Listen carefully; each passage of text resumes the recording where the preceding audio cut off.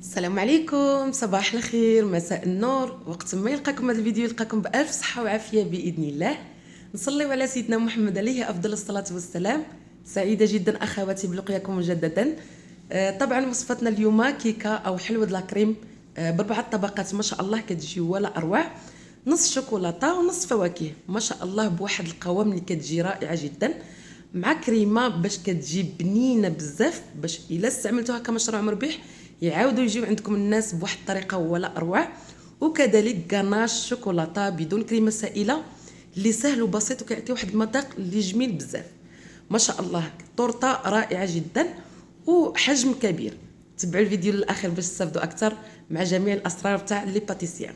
الا كنتوا اول مره كتشوفوني انا زين بازكري على قناه وصفات لذيذه هابي فود. بصح الا عجبكم الفيديو دعموه باللايك او الاعجاب فيديو والاشتراك في القناه مع تفعيل زر الجرس، هكذا باش توصلوا بجميع الوصفات باذن الله.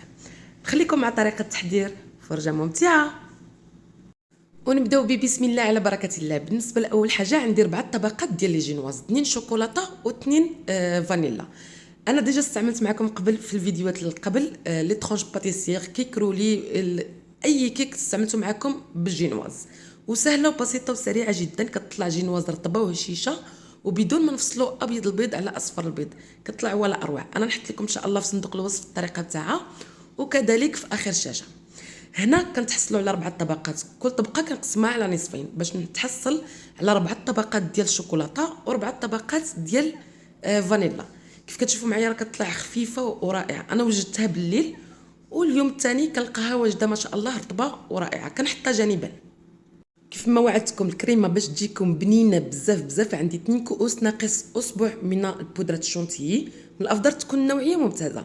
كنقابل معاهم كاس من الحليب بنفس الكاس اللي وزنت به اي كاس متوفر عندكم، وزنتوا به بودره الشونتيي كتوزنوا به الحليب. هنا ضفتها في الطراب تاع العجانه، ممكن تستعملوا الطراب الكهربائي اللي عندكم او العجانه كتسهل. هنا كنخدم غير حاجه خفيفه، ومن بعد كنضيف 2 حبات من الجبن المثلث او المربع اللي متوفر عندكم. هذه الاضافه كتعطي واحد المذاق اللي ولا اروع للكريمه. صافي كنخدم الكريمه بتاعنا جيدا حتى كتطلع لنا تماما. كتشوفوا معايا اخواتي تحسن عليها بهذا الشكل هذا، كريمه ناعمه رائعه جدا وكتطلع ولا اروع. تبقاو تعتمدوا في هذه الكريمه تاع الكريمه، اي كريمه كتستعملوها تعتمدوا انكم تضيفوا 2 حبات من الجبن المثلث او المربع. صدقوني لا عندكم الكليو راه هيجي عندكم مره ثانيه ان شاء الله. هنا كنقسمها على نصفين باش بلا ما نخدم هذا بوحدو وهذا بوحدو، فكنضيف كميه كلها مره واحده كنخدم عفوا مره واحده. كنقسمها على نصفين في واحد انبول، والنصف الثاني كنضيف له ملعقه كبيره من كاكاو تكون نوعيه ممتازه. وكنرجع نخدم الطراب تاعنا بنفس الطريقه حتى كتدخل لنا هذاك الكاكاو جيدا، وكنتحصلوا على كريمه ولا اروع. يعني بدون ما تخدموا هاد الكريمه بوحده وهاد الكريمه بوحده، كتخدموا كلشي مره واحده. كتقسموا الكريمه على نصفين. كيف كتشوفوا معايا تحسنا عليها بهذا الشكل هذا. تحسنا على 2 كريمات، كريمه البيضاء وكريمه الشوكولاته. هنا عندنا ضروري الصينيه اللي كنخدموا فيها اللي كيدور هكا باش كيساعدكم اصلا. وكذلك كنضيف الصحن ديال التقديم اللي تقدموا فيه لا تستعملوه كمشروع مربح. وكنضيف القطر اللي غنستعمل فيه الكيك بتاعنا. كنضيف النصف الاول ديال الشوكولاته والنصف الثاني ديال الفانيلا. كيف كتشوفوا معايا يعني باش كنتحصلوا على 2 نصفين من الشوكولاته والفانيلا. صافي كنقاد السيركل بتاعنا جيدا باش كيجي على حسب الدائري بتاع الكيك بتاعنا. وكنشد السيرو كنسقي الكيكه بتاعنا جيدا. بالنسبه للسيرو راه كنستعمل كاس من الماء مع 3 ملاعق كبيره من السكر، وكذلك كنضيف قطرات من الحامض كنخليه يغلي هكذا واحد 4 دقائق وكنقفل عليه.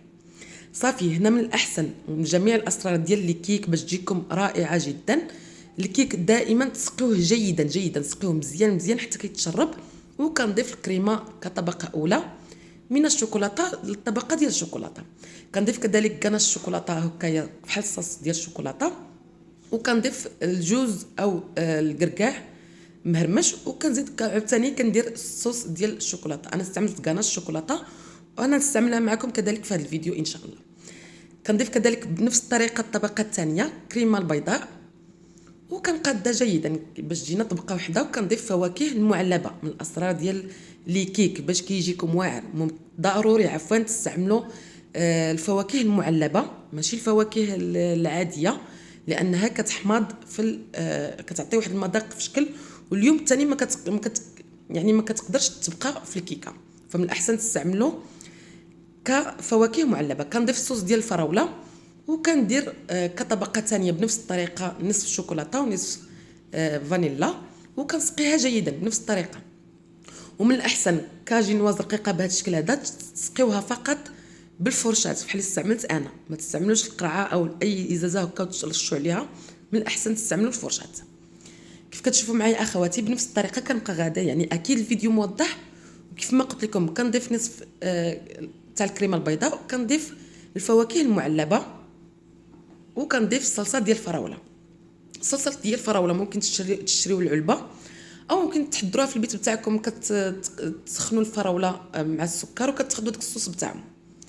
بنفس الطريقه كذلك نصف الشوكولاته كنضيف الكريمه، كنقادها جيدا. كنضيف الكركاع او الجوز. الكركاع كيعطي مذاق جميل، الجوز يعني الجوز هذا كيعطي مذاق رائع للكيكه، كيعطيها قرمشه رائعه. وكنضيف غاناش ديال الشوكولاته. واكيد الفيديو موضح هذا جميع الاسرار باش تجيكم الكيك بنينه بزاف والكليون يجي عندكم مره ثانيه. يعني انسب حاجه تستعملوها في الوسط ديال الكيك هو الجوز. وبنفس الطريقه هذه الطبقه الثالثه، وكندير بنفس الطريقه الجوز مبشور، وكذلك الغناش الشوكولاته، والنصف الثاني كنعمرها بالكريمه والفواكه المعلبه وصلصه ديال الفراوله. وهذه الطبقه الاخيره دائما هذيك اللي كتكون لينا لتحت في الصينيه كنضيفها من الفوق باش كتجينا مسطحه بهذا الشكل هذا. كنضيف الطبقه الاخيره وكنضغط عليها مزيان هكذا باش تثبت معنا وتبقى لينا متثابته معنا. كيف ما قلت لكم اخواتي هنا كنضيف الكريمه، غير هنا نحاول نزول السيركل بتاعنا باش نتحكم فيها اكثر. فكنزول السيركل كيعطينا طبقات متناسقه.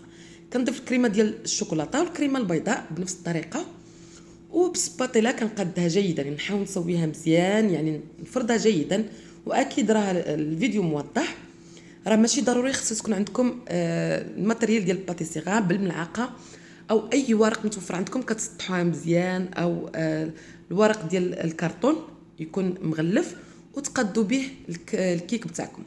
صافي كنضيف الكريمه من الجوانب كذلك وكنغلفها جيدا من الجوانب بنفس الطريقه. غير هو واحد القضيه بغيت نقول لكم، ملي تحطوا الفواكه في وسط الكيك ضروري تضغطوا عليهم شويه هكذا بالملعقه باش الكيك ما تطلعش معكم من جهه وتنزل معكم من جهه. صافي اكيد الفيديو موضح. نبقى غاده بنفس الطريقه. هنا عندي داك اللي كيكون مسنن فكنزين به الجهه ديال الشوكولاته بهذا الشكل هذا، كيعطي شكل جميل ورائع. او ممكن تستعملوا الفورشيط الا ما متوفرش عندكم هذا الشكل، تستعملوا الفورشيط.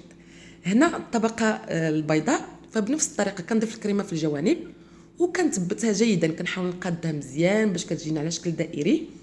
وبالنسبه لهاد الكيكه ماشي ضروري خاصها تكون تجينا مقاده 100%، يعني تكون مسطحه معنا 100%، ماشي ضروري، لان التزيين كيزيد كيغطي لنا العيوب اللي في الكيك، واصلا ما يكونش فيها العيوب ان شاء الله.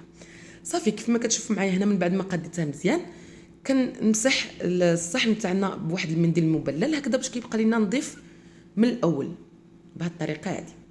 كنهز الكيكه بتاعنا في الايد تاعي وكناخذ الكاوكاو مهرمش محمر في الفرن بدون قشر وهرمشته، وكنضيفو او كاوكاو كونكاسي كنضيفو في الجوانب بهذه الطريقه بالجنب ديال الكيكه البيضاء هكذا كيعطي منظر جميل وواحد المذاق ولا اروع.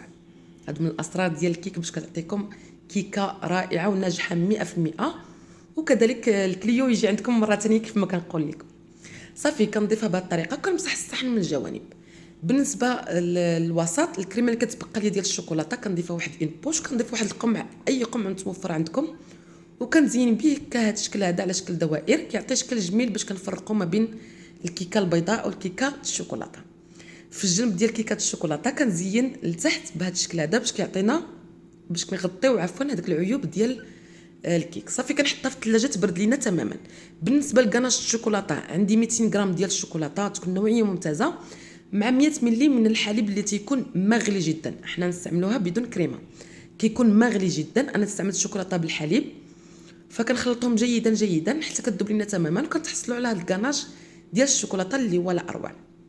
كنضيفها في واحد ان بوش كنخشيها في الكاس هكذا باش كيسهل عليا انا نضيف الصلصه تاع الشوكولاته، وكنوجدها بهذه الطريقه هذه. هنا كنجيب الكيكه تاعنا من بعد ما بردت لينا تماما، وكنضيف بالبوش هكذا، كنقطع البوش او البلاستيك اللي متوفر عندكم في الجنب هكذا حاجه خفيفه، وكنزينها كخطوط هكذا باش كتنزل معنا تماما في الكريمه، كتعطينا شكل جميل ورائع.